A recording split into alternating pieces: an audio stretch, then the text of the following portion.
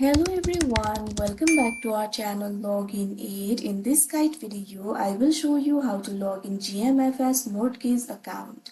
So first of all, what you have to do is launch open any browser of your choice. So if you want to log into your GMFS Mortgage account, for that you'll have to log into the GMFS Servicing account.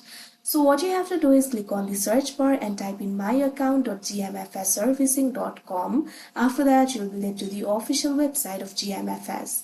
From here, you'll be able to sign into your account in order to continue an application, manage your account, make a payment and view details on your loan. So simply click on this option sign in that you can see on the screen. Now you can see over here, you'll be able to sign into your account. All you have to do is enter your username over here.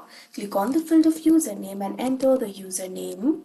Make sure to enter the correct username. If you have forgotten your username, you can click on this option, forget your username, and you'll be able to recover it. Now after doing that, what you have to do is click on the next option that you can see on the screen and you'll be prompted to enter your password. Simply enter your password and you'll be logged into your account. So that is how you log in GMFS Mortgage account. I hope you found this video helpful. Thank you for watching. Make sure to like, share and subscribe to our channel.